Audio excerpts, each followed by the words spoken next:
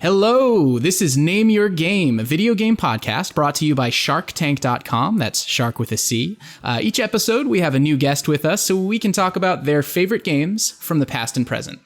So I'm Dane. And I'm Tim, and with us we have someone who I'm a huge fan of, a very talented artist working for Supergiant Games. You know him for working on Bastion and Transistor. It's Jen Zee. How's it going, Jen? Hello. How are you doing tonight?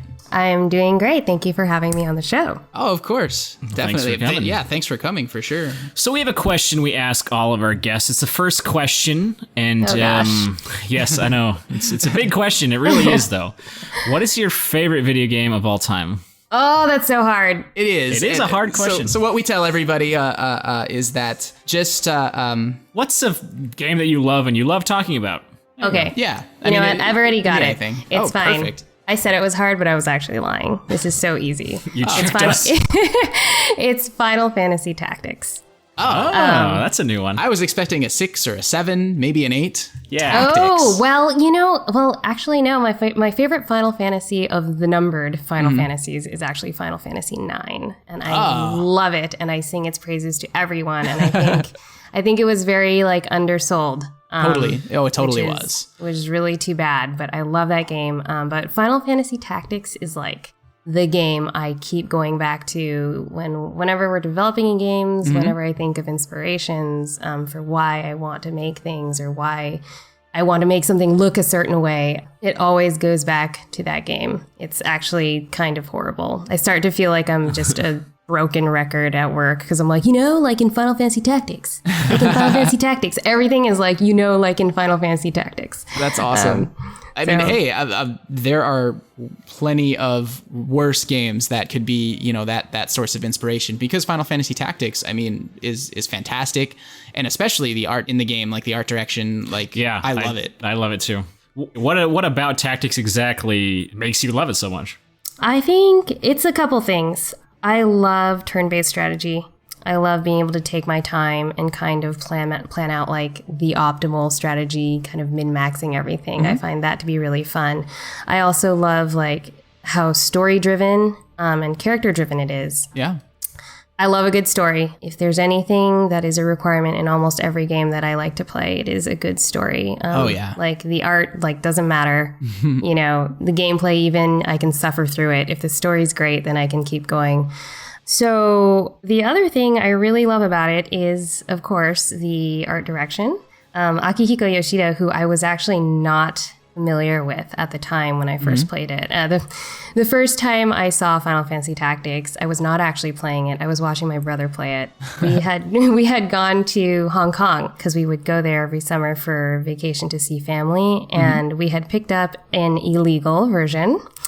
It was the Japanese version. I don't speak Japanese, but we played through it anyway with a hacked PlayStation. And it was just amazing. I didn't know what was going on. The effects just looked so incredible that I was just drawn in. And I was like, what is this game? I need to play this game. And when it came out later in English, I got it and I played it. And it just, it did not disappoint. So, those effects, you guys have played it? Oh, yeah. Yeah. Yeah, Sid Highwind and Meliadul and their sword arts that look like amazing rocks that pierce through the ground and just shatter and it just really grabs my heart and squeezes it. I'm yeah. It's like an amazing power fantasy, I wish I wish I were those little characters in Final Fantasy Tactics. But yeah, it's I think it's just a really well executed idea all around, and it was epic. Took a long time. How did you feel about the PSP remake? Or not remake necessarily, but the port? I did not feel too positively about it because I don't know if you... Well, actually, am I talking about the right one? Yeah. I remember it. The translations... They retranslated that, right? Yeah, they did. Yeah, so that part was amazing. So I'm sorry. Exactly. That's what I was going to... Yeah, I spoke hastily. That part was amazing. The new translations just blew my mind. That guy who does... He also does the Tactics Ogre translations, and I'm sure many others that are translated super well. But he's amazing. And The thing that I was reacting to negatively was just like some of the frame rate issues that started happening when you like were casting those beautiful spells I was mentioning Such a bummer. Like they could have made it, a port just for like PlayStation Network or something on PS3. Yeah. And had it run beautifully. I played Tactics. It's been a long time because I haven't played it since I played it the first time, which was who knows how long ago. I was 12. I remember.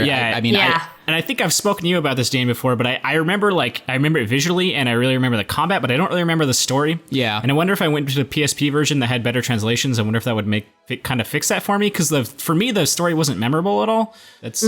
Yeah. Well, I mean, it was sort of if you just kind of looked at it like at a glance, it's just kind of looks like a generic medieval kind of setting. Sure. What I remember of the story of Final Fantasy Tactics, for some reason, with the Game of Thrones craze recently, I kept thinking back to the story of Tactics while watching Game of Thrones, and it just really made me think of the same sort of, it's that kind of medieval setting with a lot of backstabbing, and a lot of trying to claim the throne. Yeah, and a lot of moral ambiguity, perhaps. Oh, yeah. Like, your best friend is, suddenly your rival and you're not sure what to think of it. Because he has his reasons. Mm-hmm. It's funny. I say the story was great. Like, I also couldn't tell you exactly what the story is. It's been a while. But I think it's really just a combination of the atmosphere, individual moments that you experience and the way they tell the story, maybe, that just was so immersive that, I come out and I say the story was great,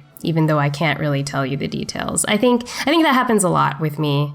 Oh, I know exactly what you mean. Like Final Fantasy VII. Yeah, the story was great, but like, what was the story? I don't know. I couldn't tell you. Aliens and stuff. Yeah, a psychic alien, crashes into the planet and no, the Final Fantasy VII was it was definitely a little convoluted, so it's forgivable if you forget it. Yeah, for sure. But I feel like it was moving into the PlayStation era when Square really started tipping over in their convoluted stories. Like Final Fantasy VIII, all the characters you find out, and this isn't a huge spoiler, I don't think it's that far in, but you find out that all the characters were orphans in the same orphanage, but then lost their memories. Like, and then there's like a sorceress in another dimension that's actually pulling the strings, and then there's a sorceress up in space it's just nuts. And the whole Kingdom Hearts games, they have the weirdest storylines that are like, there's those guys in the hoods with the keyblades, and they're like the future versions of the characters, but they're also from the past. Like that's every Square game now. Yeah. That's just their MO. Yeah. The golden age was probably during PlayStation. For me, I know some people really like Final Fantasy VI.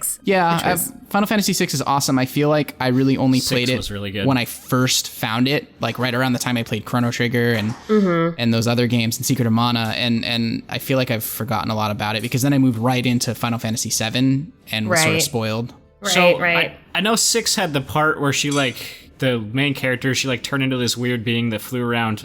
Was that she was an Esper. Yeah. Do you go to the moon or is that 2? That's 2/4. 2/ okay. Yeah, you go to the moon towards the end of that. And there's dwarves in the moon or something. I don't know. Are there dwarves? I don't even remember. I don't know. I think they're are they dwarves or mole men or something? I don't know. Yeah, I think you're right. But anyway, convoluted stories. Final stories. Fantasy Tactics. Did you play the Nintendo handheld versions? Tactics Advance.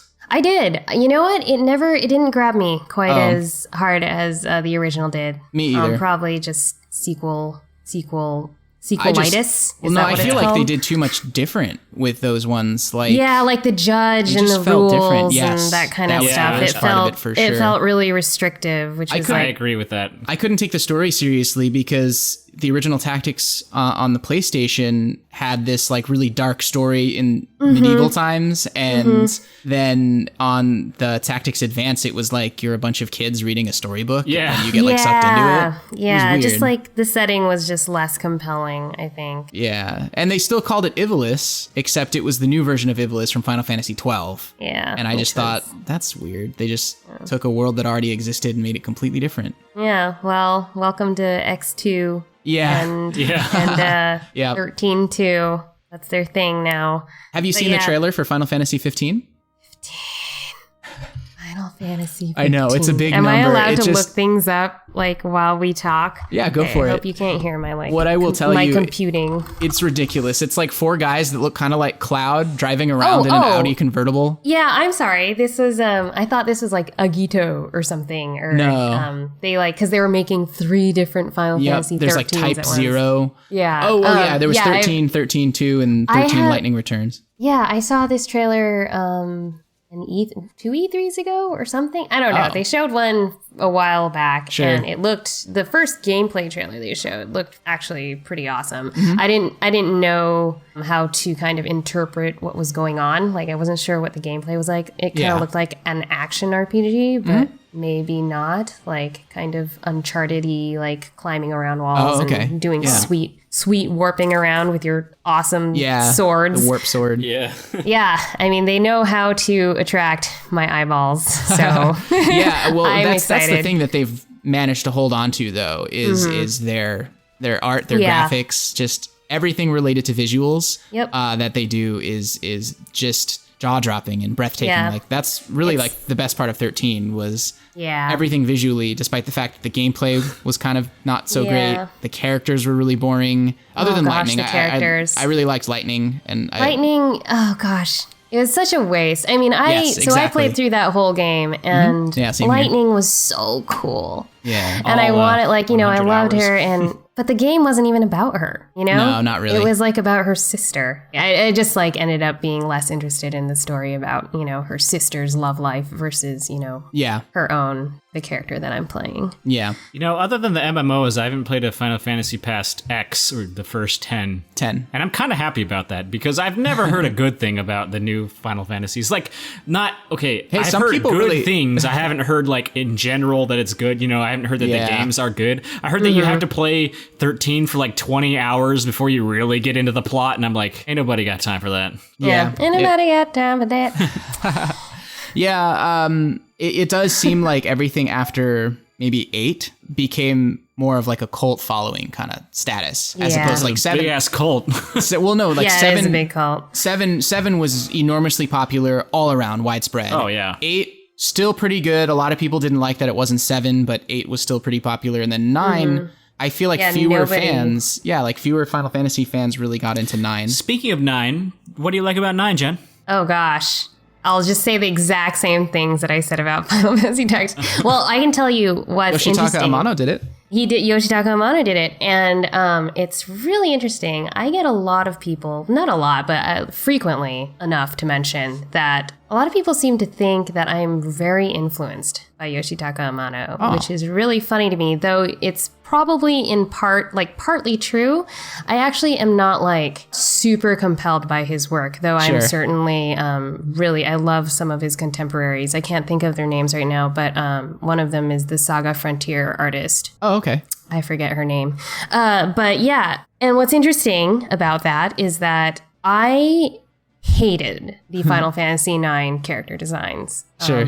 Before I played it, I thought they were just atrocious. I was like, what? How can you go from these beautiful characters in 7 and 8 to these kind of like weirdly proportioned, weird, like, and you know, the concept of a furry was still new to me. Oh, so like at that Freya. time. Yeah, like Freya. And I was like, these are so weird. I like can't even tell like who they are. And there's one kind of human looking girl, but she just looks kind of like Tifa. She was boring. And the worst looking character. What was his name? Started with a Q. Was it like Queena? Oh yeah, Queena. Ugh. Hina. But yeah, I hated the character designs, and it was really funny. I was certain I was gonna hate the game because of that. Yeah. Because you know I'm an artist and I judge everything by its cover. But when I finally got it and played it, I played it nonstop for like 60 hours straight. Like in the morning, like, you know, I'd get up on the weekend, go downstairs into our basement and just play for the entire day. And it was really cold. I think it came out in around wintertime. Yeah, that sounds about right. Yeah, I remember going downstairs and putting on like 3 sweatshirts, just sitting in front of the TV in the dark, playing the Chocobo digging game for hours and hours and hours. But I think, like, I mean, I can highlight the things I love about Final Fantasy IX, which is the writing. I wouldn't be surprised if it's translated by the same guy who did Tactics. Sure. It's really awesome. In fact, like I'm having my boyfriend play it right now. I'm basically forcing him to. I bought it on PSN, and I was like, well, he made me play Legend of Dragoon. And so I said, well, you have to play Final Fantasy IX then. I don't have I think Final Fantasy IX and Legend of Dragoon, both of those games left me feeling a little lukewarm. I think my memories of Legend of Dragoon are a little worse. You peed yourself. Yeah, I peed myself because they were so great. Yeah. No. That makes sense. Yeah, you would say really that. Committed to that joke. Sorry. Anyway. But yeah, the translations. They're really awesome. There's like some really beautiful animation also in Final Fantasy IX. They take a lot of time to do some extra animations. Like, in most JRPGs, you run around and you like hump the walls, mash X, to try to like find an item. Yeah. And when you find an item, just like a box pops up and tells you like, you found a potion X. But in Final Fantasy IX, it's really cool. They have like awesome crouching animations where each character like crouches down and looks, and it's like they actually found something using their bodies. Those are the little visual things that I am terrible at noticing. Like I'm so bad at attention to detail, and I hate that about myself because I feel like people are working really hard on things like that. It's I never see them. It's not just you. If we had been doing this podcast like 3 weeks ago before my boyfriend was replaying, I would never have been able to say that because I didn't remember that either. Okay. And I think it's really just like I noticed it this time around, and I think it's just one of those things in art where it's like, oh, you don't see it, but you feel it. Sure. Like the player feels it at the end. It's like those little it's little things. There's a lot of games that are particularly games that are really immersive that do a lot of subtle things that you don't really notice. You just notice yourself getting sucked in. You don't notice the things that are doing it. You just realize it's happening. Yeah. Yep. That's something like as a developer, I struggle a lot to like kind of figure out too. It's like, what should I put in here? I can't tell. Because if I can't see it myself when I'm playing games that I love, how do I make it? I don't know. It's but anyway, that's an aside.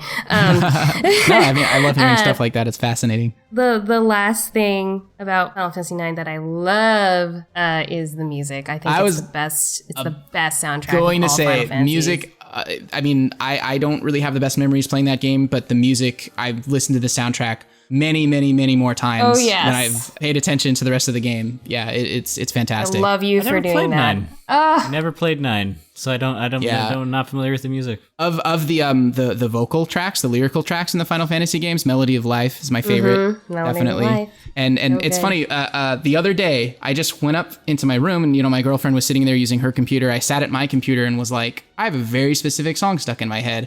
Went onto YouTube and found the overworld theme from Final Fantasy IX, and I just had to put it on because it had been in my head all day. And it's just, it's one of those tracks. I love the music in that game. It's just, it's so like charming. It's so, I don't know the word for it. I wish I was more articulate. Charming is probably a good word. Yeah. It makes me think of my childhood. Oh yeah, nostalgic. Yeah. It's so nostalgic and wonderful. It's whimsical. Thank you, whimsical. That's the word. It's whimsical. But yeah, that soundtrack really, really just stood out for me amongst I own probably every single Final Fantasy soundtrack from 6 onward. And nice. I love the Final Fantasy IX soundtrack so much. I think I like the Final Fantasy Tactics soundtrack more, actually, to throw back to Tactics. That's also a good one. Oh my gosh.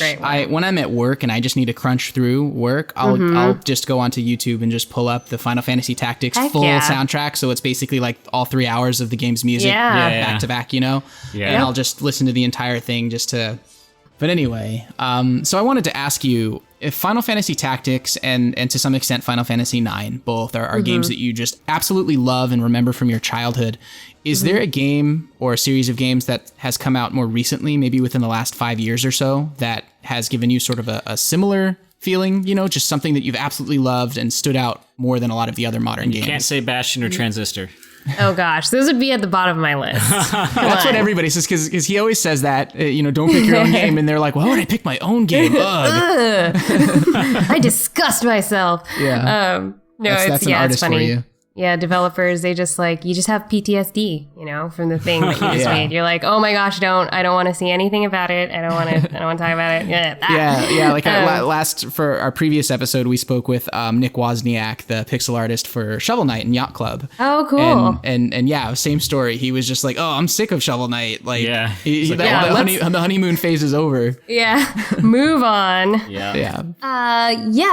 Before we talk about that, I just want to throw out 2 other games that I really love from my childhood because I don't want to sound like I'm just like a Squaresoft like fiend, even though I was totally a Squaresoft and I have the same. when I was younger. I'm exactly the same now too, where it's like I'm embarrassed about it because they got so meh. Yeah, I mean, like a lot of companies are doing what they're doing now, which is like maybe not a great trend for the industry. Yeah, it is very bad actually. But that's a long conversation in itself. Yes, I don't love it, but they have, you know, definitely made some really great products, and I continue to hope that they will make more in the future. Yeah. But the 2 other games I wanted to mention that were like really influential, or just like I always talk about, are Castlevania Symphony of the Night. I love that game. It was a similar story. We bought it actually at the same time that we bought Final Fantasy Tactics when we were in Hong Kong. Nice. And it was illegal, and it was in Japanese. Another game with an amazing soundtrack. I go back to that soundtrack all the time. Yeah. And I actually prefer the Japanese voice. I'm just going to throw this out there. Like, the Japanese voice for Alucard was so much better than the American one. But anyway.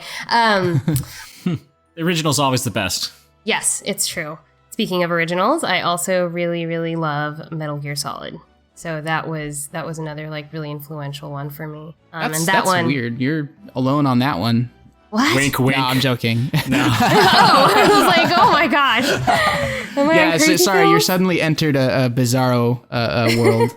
You know, I've never played any of the Metal Gear games. I want to. I played the first one, and I think like 2 was really popular when I still didn't have a PS2, and then I never kind of went back to try and play it. Heard a lot about it. Heard it had a really weird, convoluted ending. Yes. And that as a whole, in the entirety of the series, it's not the best. I always hear really amazing things about 3. Didn't get around to playing that either, and I really need to go back. I have the HD collection, so I really need to go back and play 3. You have no excuse. So what do you love about Metal Gear Solid?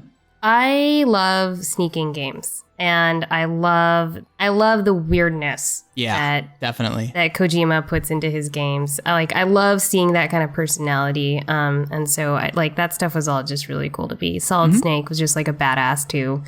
David Hayter, the original Solid Snake. David Hayter. Like, what's gonna happen when Kiefer? I don't want to think about it. I can't think about it. But Kiefer Sutherland will be the new Solid Snake. Big weird. Boss rather. Yeah, it's so weird. But yeah, they just had like really fun gameplay, sneaking gameplay. I like to go through just, you know, tranking everyone instead of killing anyone. A solid gameplay with like really great music. Zing! No, you're right. Absolutely. Metal Gear Solid gameplay with really good stories also for their individual bosses. They just had that right touch of weirdness and oddness to them that made them very attractive and cool. Psycho Mantis. Oh my gosh, Psycho Mantis, so cool. Such a clever fight. See, I really want to play the game because I love games that are like self-aware. They're just so like, hey, this is a video game. Isn't that great? Press the action button. Yeah, exactly. Yeah. No, and it's about like a serious subject, like actual, you know, there's a lot of military themes and that sort of thing. Yeah. So, but it doesn't take itself too seriously. The boss, Tim, just to let you know that I just mentioned was Psycho Mantis. In his fight, like he's reading your mind. You actually have to figure out how to like trick the game to fight him. And I don't want to spoil it for you because I can't even fathom the idea that you don't know because everybody knows. You've said that to me before, and it's highly offensive. Anyway, go on. Really? No, I'm just joking. Oh, okay. I'm sorry. But one of the things he does is if you have other Konami titles saved on your PlayStation 1 memory card, he'll actually read them off and be like, oh, so you're a fan of Castlevania. Yeah. Oh, yeah. So you like Suikoden. Yeah. That's funny. It's so cool. Yeah, it's really, really cool. Very innovative. Breaking the fourth wall. Yeah. Wow. Cyborg Ninja. Oh, yeah. Wow, I remember his name. Gray Fox? Oh, the Gray Fox. Hurt me more, crap. Snake. Hurt me more. Hurt me more. Just call me Deep Throat. Have you seen those? Yeah, the Egoraptor videos. Yeah, the Egoraptor videos. Those are so good. But Yeah, Metal Gear Solid. And two was not well received because Konami tricked you into believing you were going to play Solid Snake. Yeah. And you ended up playing Raiden. And they didn't make Raiden cool until way later. Yeah, but you know what? Okay, here's my theory on that. And here's my stance. I think in hindsight that was like actually really cool. Yeah. For them to make, because the whole point and the whole setup of Raiden was that he was like, the protege. He is like a noob. Like he doesn't know what he's doing. So he's like kind of a loser. Mm-hmm. And he like can't, they just can't make a character as badass as Snake, like from the get-go. Sure. So I think it's actually really cool that they made him kind of unlikable and dumb for a whole game. Yeah. Because like they comes back. themselves. Yeah, and then he comes back in 4, and it's like, what? Who are you? So badass. Yeah. I loved 4 also, which I found to be a very different type of game. Sure. That's another one that I haven't played, unfortunately, but I've heard a lot about it. Yeah, I really enjoyed it, but it was a very different kind of game. Like, I felt like it was much more open in terms of how I felt I could play it. Sure. Like I killed a lot more people in it. Kill. Kill everything. Just I don't. Maybe it's more a reflection of myself and who I'm growing you up to became be. less patient, is what happened. Yes, I lost my innocence and Yeah. my goodness. That's what Kojima does, I guess. But yeah, I'm really looking forward to the Phantom Pain. Did you play Ground Zeroes? I did not, because that name is weird. No, I'm just kidding. That's not why I didn't play it. Oh, I didn't okay. play it because, I hate to say it, but I'm suffering from the same thing that I suffer from when it comes to too many Final Fantasies. It's like brand name overload. And I start to kind of, like, I can't, like, what is Ground Zeroes? Like, what is the difference between this and, like, the next game you're going to release? Like, why are you releasing this $30 short demo version of it? Yeah, well, it's supposed to, the gameplay and story and everything that you experience in Ground Zeroes is supposed to be completely unique to what's going to be in Phantom Pain. I see. It's sort of like it's a prequel. Yeah, like a mini prequel to get you prepped for it, so to speak. Right, like a side story. And probably helps them too with the development costs of Phantom Pain, right? Because it was $30. Yeah. My one complaint about that is because it was $30 for not a lot. Now I've heard people say, well, if you do everything in the game, there's 8 hours of gameplay or something. But come on, I mean, you really expect everybody to find every little secret. And technically, if you just gun it to the end of the demo, you can do it in like 20 minutes. Yeah, and the problem is like people who don't play it potentially won't get the same experience out of the Phantom Pain because they don't have the prequel backstory. Yeah. So it's kind of like forcing you to buy an overpriced demo, what is essentially a demo. Well, I imagine by the time Phantom Pain comes out, Ground Zeroes is going to be cheaper, or they might even throw it in for free. That'd be cool if you got it with it. Yeah, that'd be good if they threw it in. If they did that, that's free. fantastic. Yeah, I just didn't feel compelled to play it because I was kind of confused as to what it was, and That's I also understandable. was like, well, it just seems like it's an offshoot from Phantom Pain, and I'd rather experience, Sure. the big bonanza at the end, or whatever you want to call it. Yeah. So, you mentioned Castlevania Symphony of the Night. Mm-hmm. What about that game do you love so much? You asked that as though it's like everything. Yes. Like, wow, did you actually like like that? art style and the game? No. It is everything. Actually, yeah, like... Sorry, go ahead. I wanted to ask, before we move away from Metal Gear, did you play as Snake in Super Smash Bros. Brawl? I played a little bit, so I actually don't play a lot of Super Smash Brothers. I find it like way too frenetic and crazy. I still like. Oh, okay. It's but I played a little bit, and I thought it was really fun. That was actually the only reason I started playing, was because Snake was in it. It said Snake was going to be in it, His so I was like, moveset was okay, so I guess good. I should play it. They do such a good job with those games when they announce a character that's going to be in it, and you're thinking, how the hell is that character going to work? And then you play it for 5 seconds, and you're like, this is perfect. Amazing. Yeah. The Wii Fit girl was so funny to me. I thought that was so clever. I loved it. I like the Duck Hunt. Did you see that I didn't see that. The Duck Hunt dog and the Duck Hunt duck together are one character. What? Yeah, and so a lot of the moves involve he does little stupid poses, and then there's like a crosshair in front of him, and then it fires a bullet. Oh, it's so That's cool. amazing. And when I first saw that, I was like, I have no clue how they're gonna do that. And it's really cute. Really it's fun. just a cute, dumb little dog with a duck, and they just do stupid poses. That's amazing. Yeah. I did not know that they had included those characters. Yeah, it got leaked. I think it was supposed to be a big secret, but it got like turbo leaked not that long ago. Oh well, free marketing. Exactly. But anyways, sorry, I was curious about that because I loved Snake in Smash Brothers. Castlevania Symphony of the Night. I also loved that game. I'm sure for a lot of the same reasons. Yeah. Including that like Alucard is a hunk. Is that the same reason? Yeah. Oh yeah. Yeah. A sexy that's hunk. why Dan loves it. No, actually, I've only played like two Castlevanias total. Oh, not that's Symphony of the not a Night. whole lot of Castlevanias in the grand scheme of things. No, it's not. true. Which ones? This is just one of those things. Another one of those. See, this always happens. People like bring up series that I've never played, but then I've played all these games that anyway. Sure you have. You don't even No. like video games. You're a poser. Shut up! I'll talk about Phantasy Star all night. Oh man, Phantasy Star 3. 3. That's a good one. 3? Fantasy Star 3. That's the weird one though. So you know what? I couldn't even tell you because all I know about, like, it was played in Japanese. Conceptually, like, it's amazing. However, it's like the game itself isn't good enough for me to recommend people to, play it all the way through. I understand. It's like I should just mention though that like I found the art in the manual and in the game to be awesome, and I literally have a like 50-page sketchbook from my childhood under my table at home that is just me copying all the art over and over and over again. That's from the so sketchbook. cool. Well, Yeah. Phantasy Star, though, is a visually amazing series. Even Phantasy Star Online, which is where all the old school Phantasy Star fans got pissed. But I found I was Phantasy one of Star those. through Phantasy Star Online, and I fucking loved it. Music and just the design and just everything was so, and plus it was online, and I got so much of my social experiences back then with online games, and This it is was. Dreamcast? Yes, it was Yeah. originally Dreamcast, Yeah. and then a more expanded version came out for the GameCube. Yeah.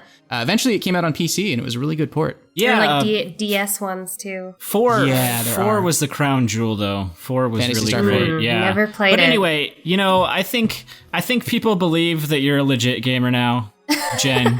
Let's That's talk all this about podcast was for. Let's talk about a newer game. Okay, So- newer game. I'm sorry. I It's all right. totally That's fine. sidetracked. No, it's stuff. Totally cool. Okay, well, I recently have been playing the crap out of Divinity.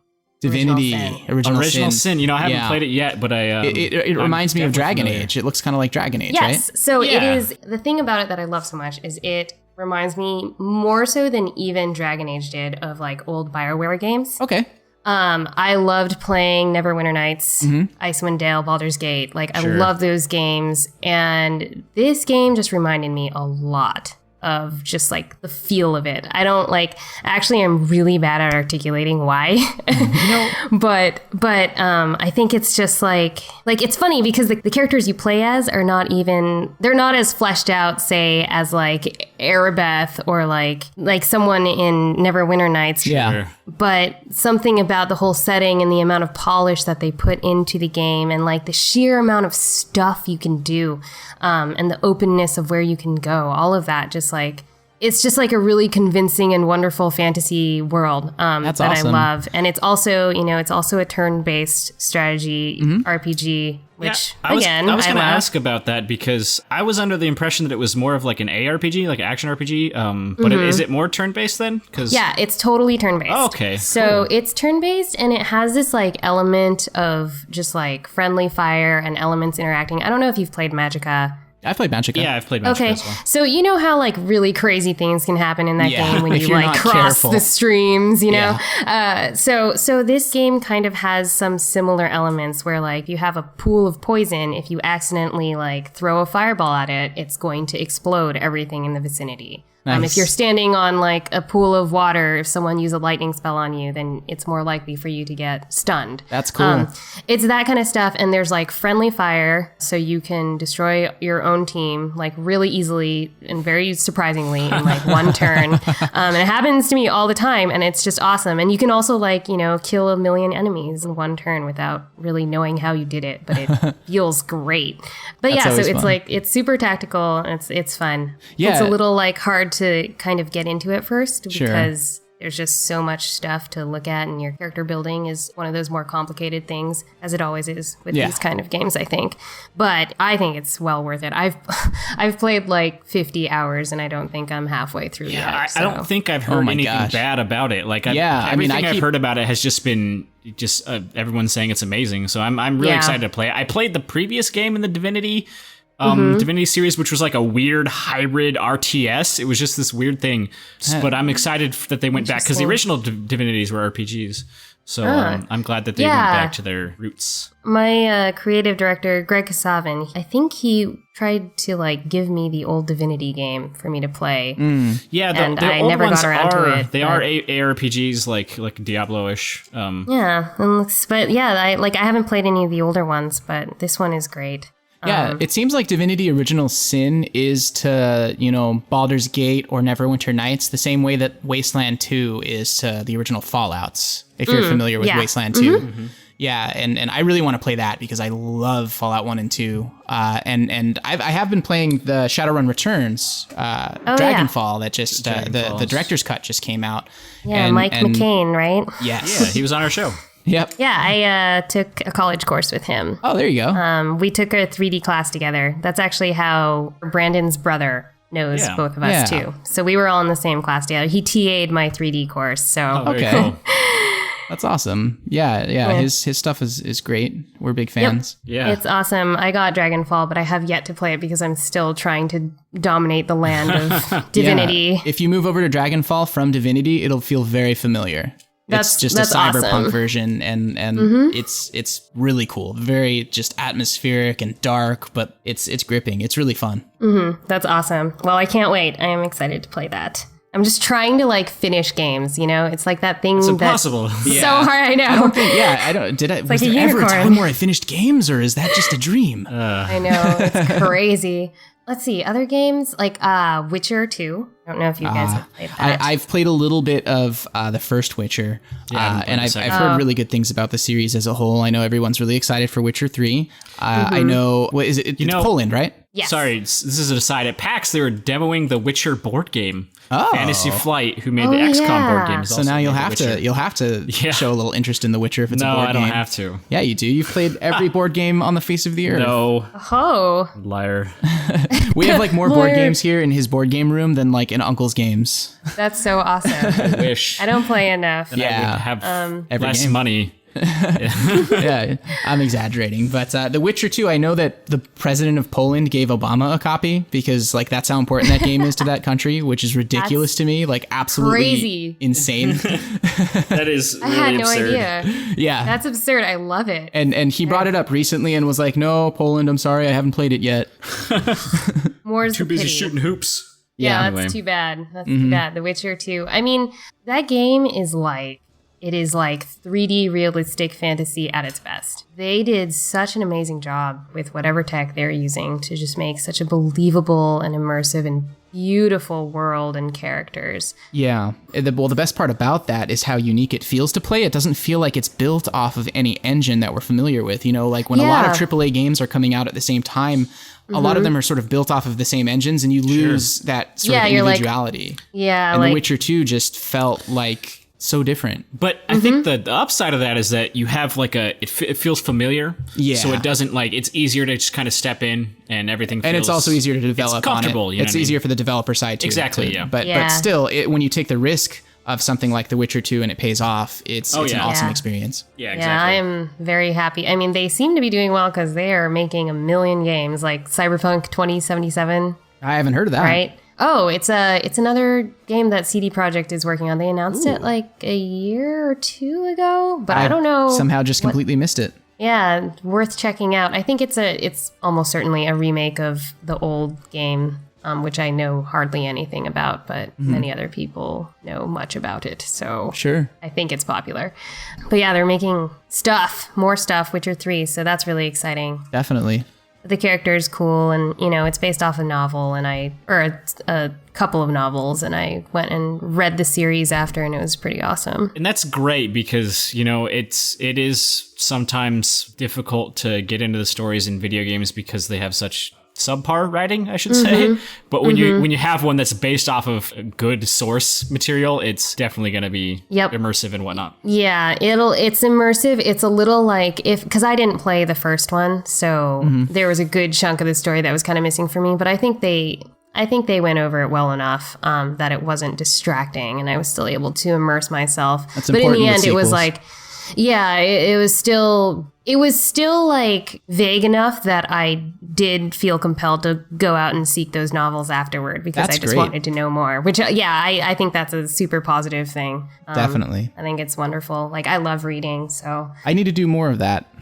I really do. It's tough. Computers are distracting. They are. But you can get a computer that's a book now. Well, yeah, like that's how I read now. That's how I read. True. I have on the Kindle. I have a Galaxy Note, and so I can use it that way. And so I've been trying to read more ebooks that way. I just press like 3 buttons and I'm reading a different book. Yeah. It's so easy. But you don't get that smell like that book. You don't get the weight. The musty book smell. Mine's backlit, all right? I don't even have to have a light on. Even if it's funny because they didn't account for this when they wrote Fahrenheit 451, but we could all just keep reading books on our tablets after they all get burned, you know? Yeah, that's true. That's true. What if they burn the tablets?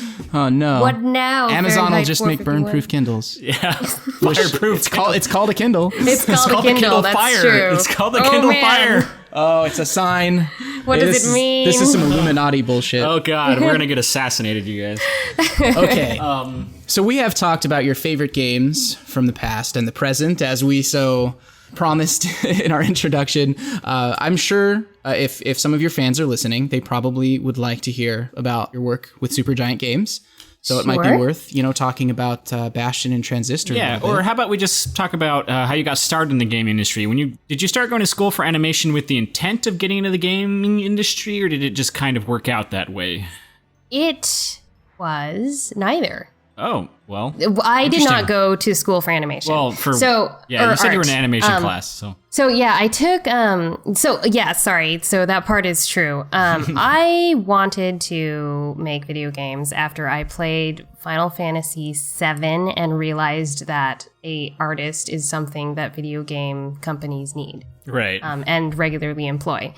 Before that, for some reason, even though I played video games, it never in my mind kind of clicked that there's like an artist that gets paid to do this. Yeah. It's they just imagined all those visuals. Yeah, it just happens, right? That's all engineer art. Yeah. But I played a ton of video games growing up, but it just never occurred to me until after 7, where, I'm reading like those old game magazines like EGM. Oh, yeah. And, Nintendo I Power? Some of the other. I didn't read Nintendo Power. I read Game Pro. Game Pro is a good one. Like, there's magazines are dumb. I don't know.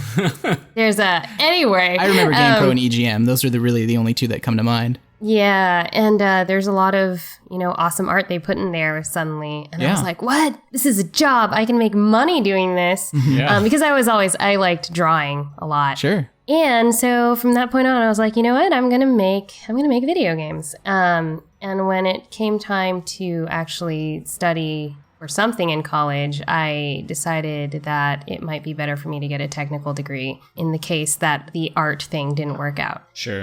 Because I felt pretty confident about my art. Well, that's right. I was, as you should have. I was enjoying putting my work up online. Sure. There's like getting really a lot of positive comments on DeviantArt. Yeah, getting positive comments and having like a community, around me. And there are several. There's like one that I was part of when I was very young, when I was like 12 or 13. It was called The Art Corner. Okay. And it's funny because I ended up working with a bunch of the people who are in that community, like 12 years later or something my first job. Yeah. Small world. So that's how far back like those networking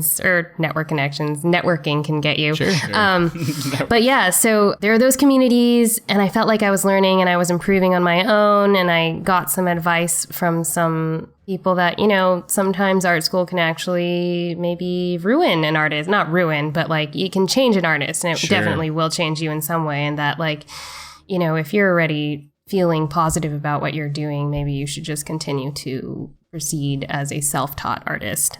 Which isn't to say I didn't like look at books or try to learn from other people. Yeah. But so I majored in informatics, which is like kind of like, I'd like to describe it as like computer science light. Okay. We take like half computer science courses and half just like information science courses, user interface design stuff.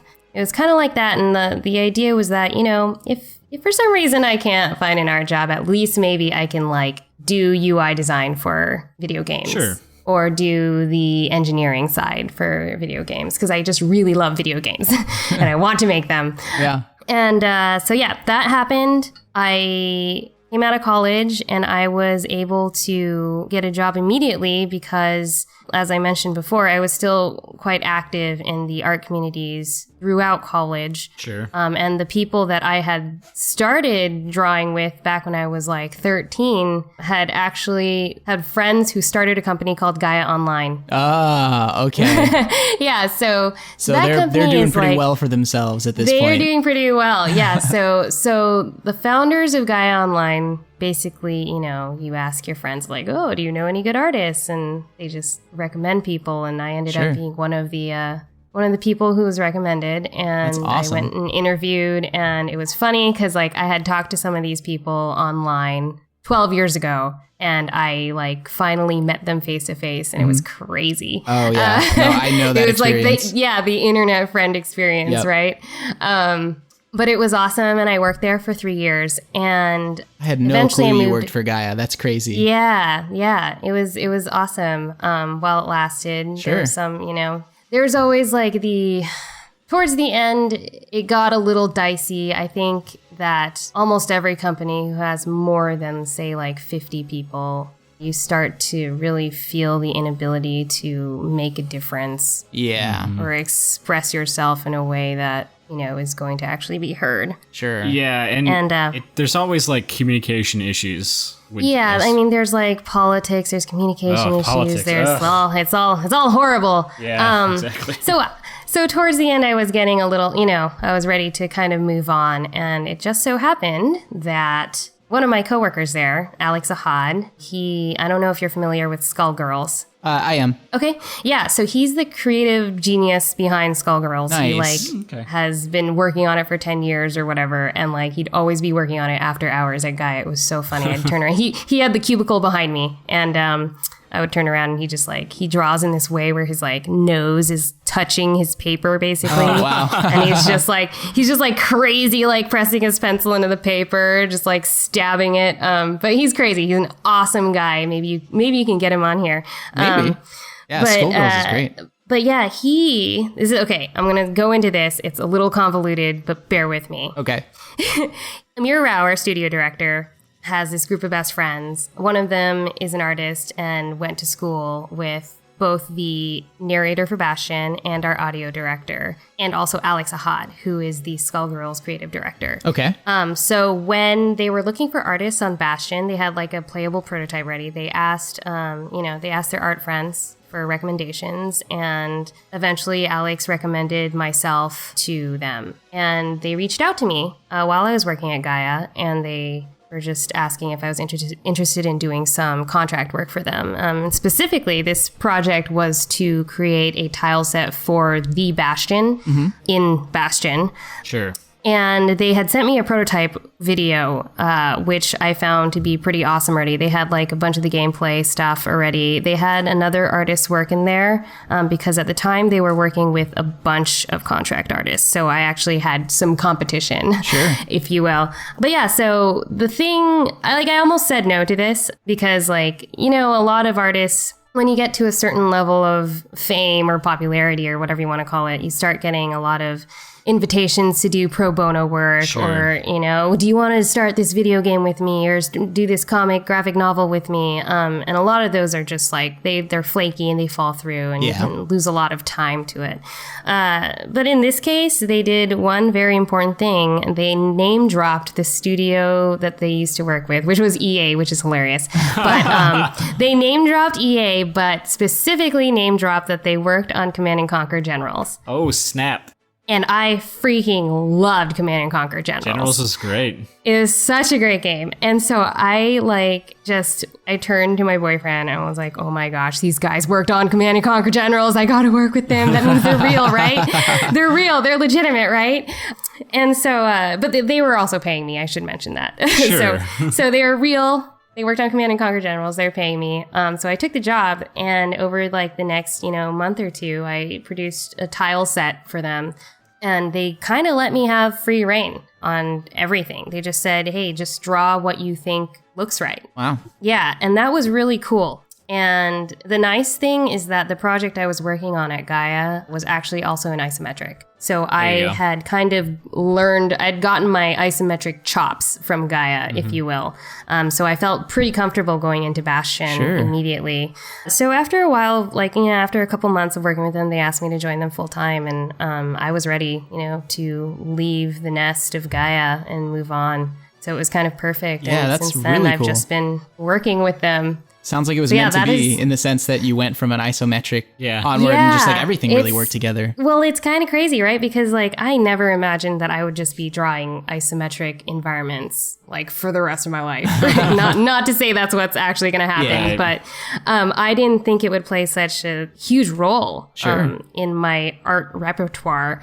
In fact, I had a lot of disdain for it. Really? For a long time because like back in like 2004 or 2000, whatever, like, in the art circles, the new awesome thing was just like doing really realistic, like awesome. I don't know if you know the artist like Sparth or Daniel Dossieu. I don't know if that's how you pronounce his name. Sure. He's the Guild Wars art director. He does amazing work. But like doing just like really perspective-y and like awesome environments was all the rage. And that like, if you're a real artist, you draw things with perspective.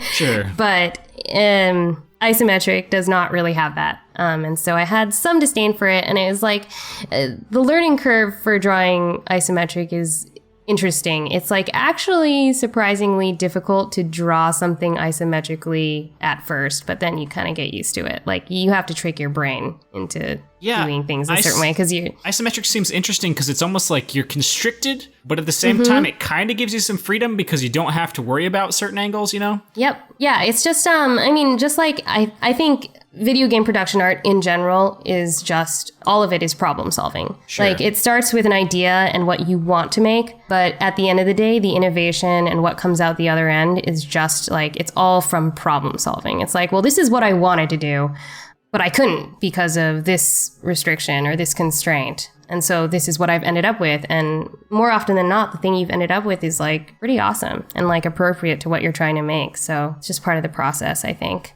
Awesome.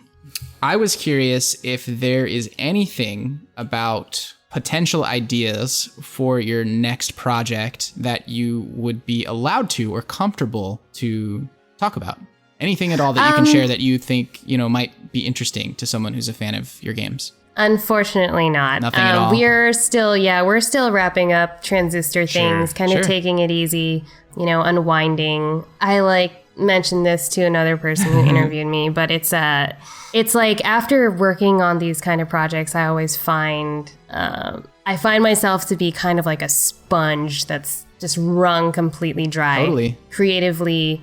And also maybe just like work-wise, effort-wise. But definitely like the creative one is the more concerning one, right? It's like because you're basically, I find myself putting all the things that are creatively interesting to me or that inspire me, I put that all into the thing I just made. So when I come out the other end, it's like, oh, I'm barren. I'm like a desert wasteland of creativity. Like I have California. nothing. It's a drought. I'm exactly like California. So it becomes necessary to kind of take it slow for a while. Definitely. To like refill, the inspiration, find what you're interested in doing next. It's a really interesting phenomena that I wouldn't even be able to articulate this after I made Bastion. I felt this way after Bastion, but I didn't understand it. And it actually made the start of Transistor really slow for me. Sure. Well, I did want to ask you, since you mentioned when you came onto Bastion, they just said, do whatever feels right. Is that was that the same way you approached Transistor? Because both games are known for their art style specifically. So big props to you because both games are amazing looking. Thank you. Transistor is, my opinion, way even better than Bastion. And I'm just wondering where some of that inspiration came from because some of those environments are just breathtaking in Transistor. Thank you. Yeah, it is music to a creator's ears when you tell them that their newest thing is better than their last thing. Yeah, it really is. Like there's a lot of subtle things that you did in Transistor. Like there's things in the foreground, like lights that are kind of blurred, and there's a lot of subtle things that were just really stood out to me that were like what we were talking about earlier, little subtle things that help the immersion that you may not really notice, but they're there. And I really got that out of Transistor. You know, Bastion was cool looking, but Transistor like really sucked me in. Yeah, well, there are a lot of good reasons for that. Going back to the inspirations, I think there are a lot of differences. Bastion, I came onto the project about at least like a year into the project, or maybe 8 months or something. They had already, they'd done so much of the story and the groundwork and everything that when it came time for me to be involved, I kind of approached it in a very different way than I approached Transistor, which was something that I was on board from the start. Sure. So with Bastion, it was immediately a problem-solving situation. I just looked at what was there and it was like, okay, well, what would fit what is there already? And in that sense, I would say making Bastion was much easier. Okay. Because I just you had something to work with already. Yeah, I had something to work with. I had constraints, and I had something to inspire me. There was even like previous artwork from the other artists who had worked on it to like show me what I did like and didn't like about what was there. Sure. In Transistor, it's just blank slate. Sure. We definitely have those conversations about, what do we want this next game to be about? Like, what things are, creatively inspiring to you right now? But at the end of the day, it was a lot of just kind of like narrowing down what you want to do.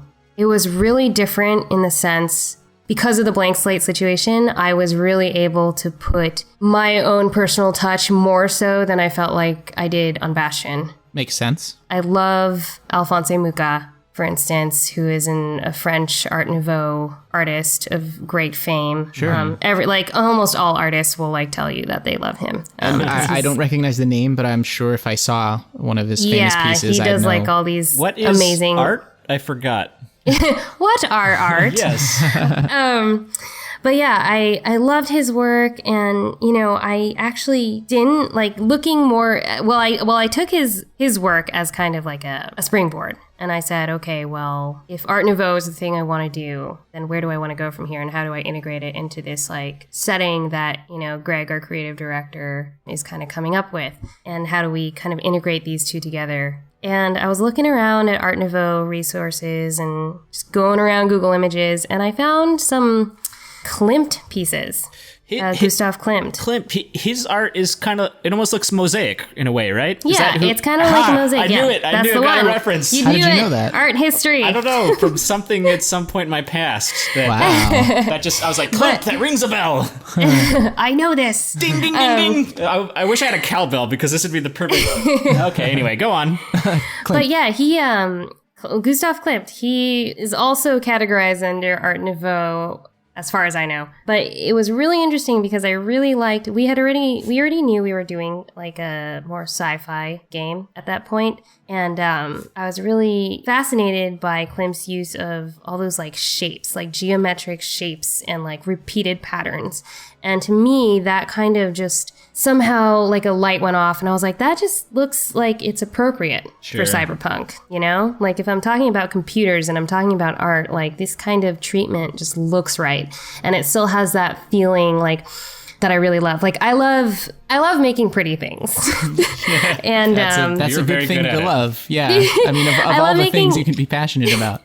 I love making pretty things. And, there are cyberpunk dystopias that are not pretty at all. No. And that is not, I knew from the start, and I just didn't want to do it. I don't want to make that dystopia. I don't want to draw trash all day. Yeah.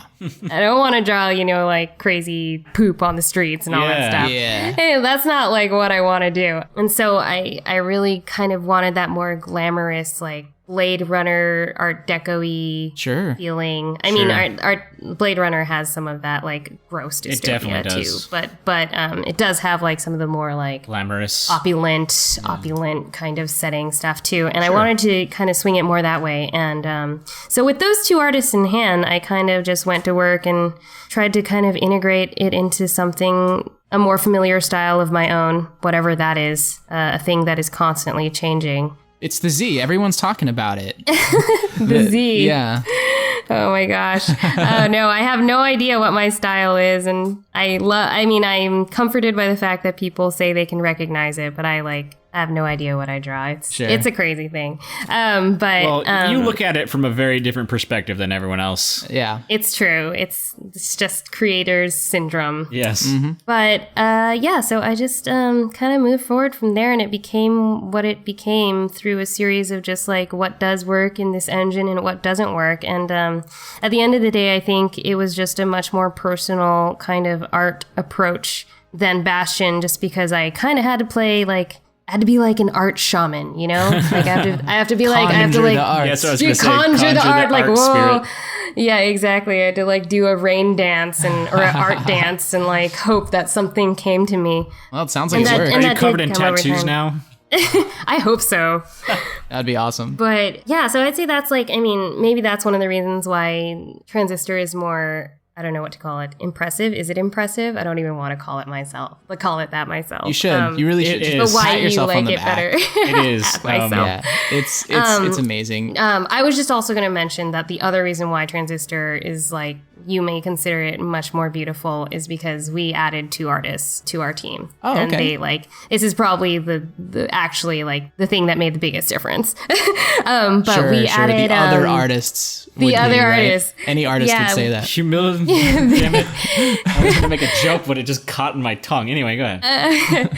So we hired a 3D artist who does all of our rigging, animation, modeling, texturing. His name is Camilo Venegas. Mm-hmm. He's super talented. After coming off of Bastion, we realized that was kind of one of the things that we definitely needed because the nature of our team, we're just a team that has a bunch of specialized people. We have one story guy, we have one audio guy, we have one artist, we have, one tools engineer and one back-end engineer. Everyone is just very much so expert at their own profession.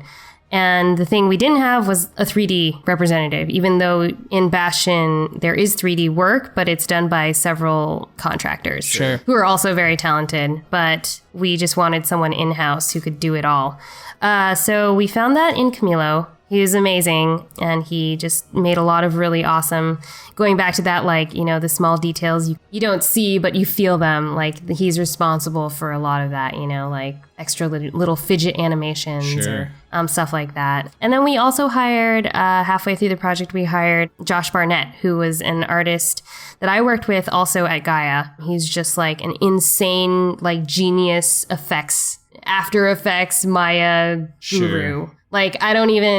He's just one of those guys that I don't know how to describe his talent. You just have to see his work. And and the way that he goes about it is also insane. He's just one of those crazy guys. He's a wizard. He's a wizard. I'm sorry. That's what I should have said. He is an art wizard, and he did all the UI and all the weapon effects and stuff. He did all that stuff. Awesome.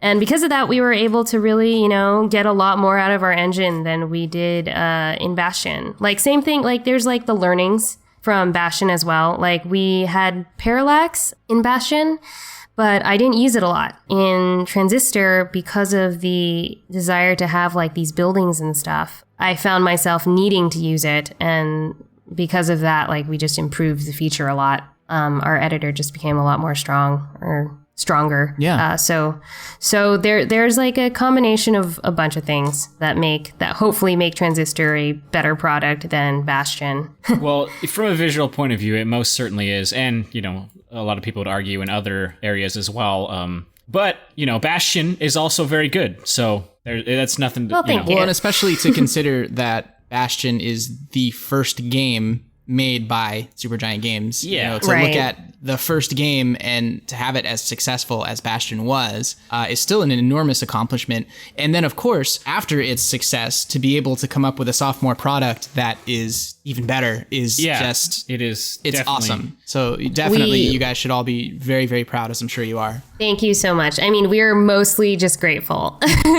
we're mostly just oh my gosh, our fans are the best. Yeah, exactly. Our fans are the best. I mean, it's we were pretty frightened, scared, apprehensive about the reception to Transistor because it was It's different. Pretty different. It is different. From Bastion. It's like, I think Bastion, you can give the controller to like a 5-year-old and they can figure it out, which is not quite the same for Transistor. Absolutely not. But that was a decision. You can hold a 5-year-old's hand and kind of explain things to them, and I'm sure they could pick it up. I really do. Yeah. But that was, something we agreed on doing before we got in. We had a discussion about, do we want to chase a potentially smaller demographic, but satisfy our own desires? And the answer was yes. Yeah, as it should have been. Yeah. Yeah, so it's pretty different, but that part is really satisfying and is really awesome just to know that fans responded really well to that for the most part. Mm-hmm. So we're just very, very grateful. Thank you, fans. Obviously, the fans wouldn't be there if the work wasn't as good as it is. So yeah, definitely. And we're fans specifically because we talked to you at PAX and you gave us free stuff. So yeah, woo! You're not supposed to tell them that. I love giving free stuff. I love bribing. Oh. Now you owe me something. Like you're gonna have to send me your dog now. Oh, bye, Bobby. I'll send you like a patch of his fur because he is like a fur factory. He sheds so much. In fact, I could send you a whole nother dog made out of his fur. Oh my gosh. So that's something I can do. And then you can use your shaman magic to turn it into a live dog. What a great idea. Perfect. Next game. It's like the dog building minigame. Oh, yeah. Oh god. Take dogs out of other people's dogs' fur. Dog romancer. Dog romancing is good. That's hilarious. So, yeah, I guess we made you give us the whole spiel. Yeah, no, that's well, yeah, we don't want to take too much of your time, so we'll start winding down the podcast. The way we end every show is we ask our guest a question. Oh, gosh. That question the previous guest came up with, and then we will task you with coming up with a question for our next guest. Oh my gosh, it's so... Now this, I'm actually really excited to hear your answer to this question because it's a perfect question for you because it came from another artist. He said, is there something in the games, little Easter eggs, things that you added into the environment or character design or anything that is a secret that you added in that no one has found or very few people have found? Yes. There is one in Bastion. So, gosh, I don't think I did it in Transistor. What? Oh, wait. Well, okay, there's one. Okay, there's one in Transistor, but I cannot talk about it. Okay. Unfortunately. That's okay. But there is one in Bastion, and it is so hard to find, and you probably would never catch it. But there is a pillar. There's a specific pillar asset that I made, and I embedded in it one of the character designs. Like, I put head in it. Oh, that's really cool. Yeah, because... And really cool to your friend, too. Yeah, well, it's interesting. It's like, this is the kind of thing it's always like scary to talk about. But my creative director would probably kill me if he knew I was saying this. But it's interesting. I want to do that stuff all the time, and I would love to. But there are, especially like for a game like Bastion, there are these legal implications about it. It's like, well, did you get approval from? If you didn't get approval, then maybe like we'll be concerned because at the time. We'll just so it became. We'll bleep all the times you said. So it'll just be like, we added a character from. Oh, what a great idea! That's a great idea. So the only person. If you want us to.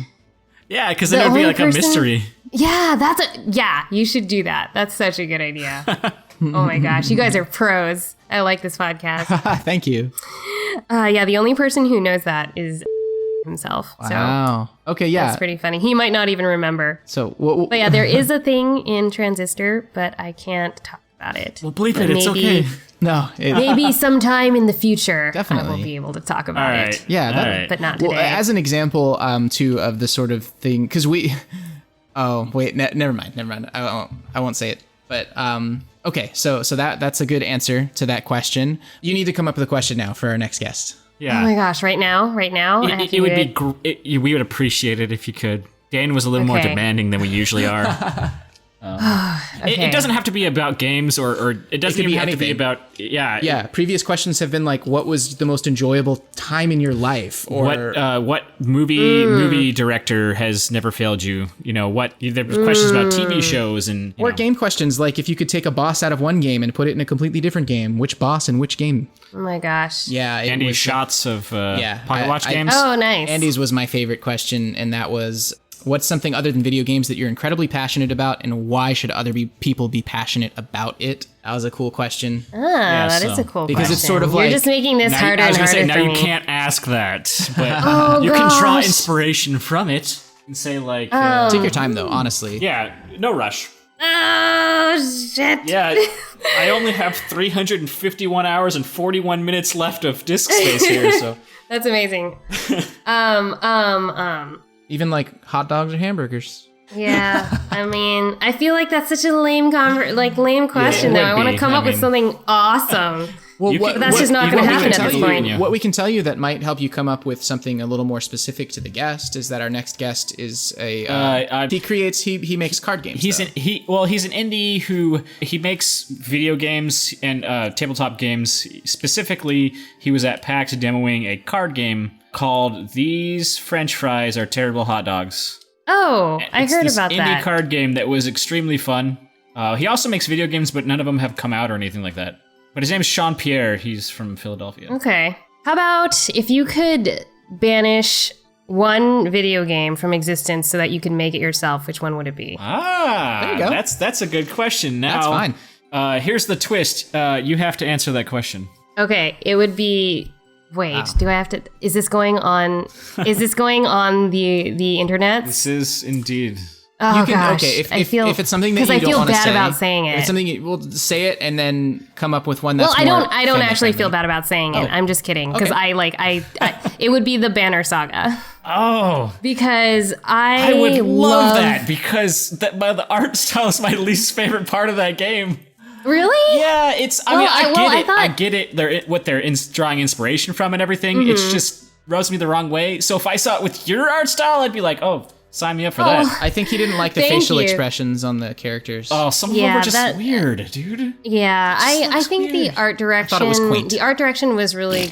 I really liked it. But I thought that at certain moments it did feel like they didn't quite bring it to fruition. Yeah, and it didn't quite go as far as I think maybe we would expect it to, given that amazing intro video. Yeah, there's certain things that were so great and other things that were just so meh. And then they did things where you're coming up to this village and it's supposed to have been ravaged, and then it's just the default village template looks like every other village, you know? Yeah. Yeah. I mean, at the end of I think I can empathize because it's okay, indies and they're a small team and it's a budgeting thing, but at the same time it's I still think what they made experience, and that's just because of how I am. So. Mm-hmm.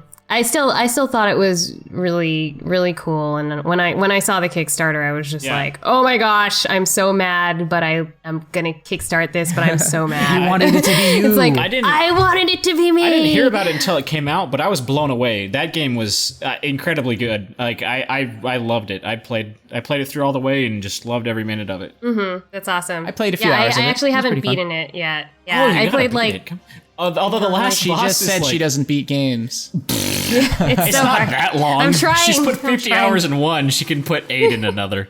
But no, the last boss is actually kind of... Well, anyway, I don't want to get into it. That's another... Yeah. But that game has all the things going for it that I love. It's got Vikings, it's got giants, it's got dudes with horns. Yes, my heritage. Got snow and Nordic heritage, so Vikings are mine too. I'm just kidding.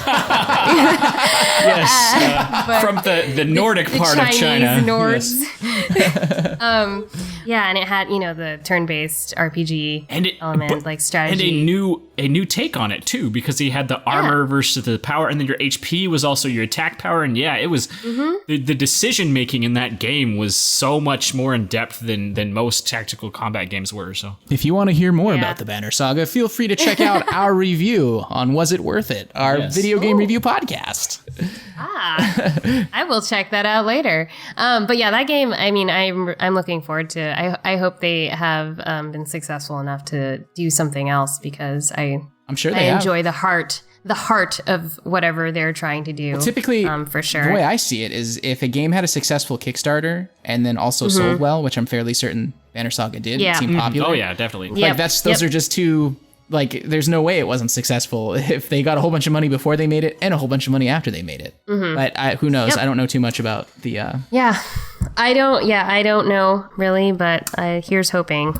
Yeah, for sure. There's a lot of talent there, definitely. Yeah. And what I was going to say a second ago, where I was like, oh, I don't want to ruin it, is I was going to give you some ideas of what our previous guest answered for that question, but I didn't want to give away that we were going to make you answer your own question. Ah, yes, that makes sense. I get it. I was so weirded out. I was like, what could he possibly have been going to say that he did? This is like a spoiler. Like, yeah, no, I was going to say that it was Nick Wozniak who did the pixel art for Shovel Knight, who we spoke to in our last episode. And nice. He said that one of the things he did was he snuck his daughter's name into some of the assets. Aww. So I know I had that same reaction. That's so cute.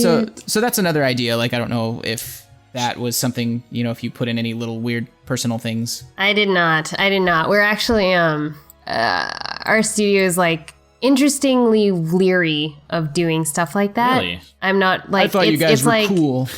I know, we thought we were cool, but like in reality, it's kind of that like, we always have, you do it and then you have this discussion. It's like, okay, wait, well, how distracting is this to like players? And is it like, sometimes it's totally fine. Sure. And I think like our creative director did it in Bastion too. It's like some things he like really loved, he'll make a reference to it. But it'll be so subtle that, you won't really pick it up unless someone tells you, or you just happen to have a moment of insight. But we always have some discussion around whether or not to do that kind of thing. Sure. If there's a desire. But yeah, then again, there are a lot of those games that like are out there that have tons of Easter eggs and they're just super awesome for it. And I love them, including Final Fantasy Tactics.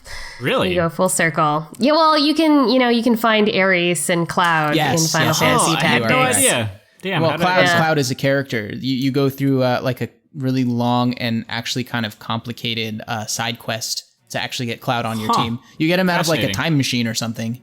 Yeah, it's really weird. And then in the remake, actually, not remake, I keep calling it a remake. It's more like a brushed up kind of port for the PSP. Instead of Cloud, I think you still can get Cloud because he's still in the game code or whatever, but I think they put in Balthier from Final Fantasy XII, the Han Solo character. Yes. Because Final Fantasy XII, hot bunny girl. Yeah, Final Fantasy XII was just a remake of Star Wars. It was just a rendition of Star Wars, and so he was Han Solo, and Fran, the bunny girl, was Chewbacca. There you go. That's the way I see it. That makes sense. I'm with you. So, I don't even know what Final Fantasy 12 is. What did I just say?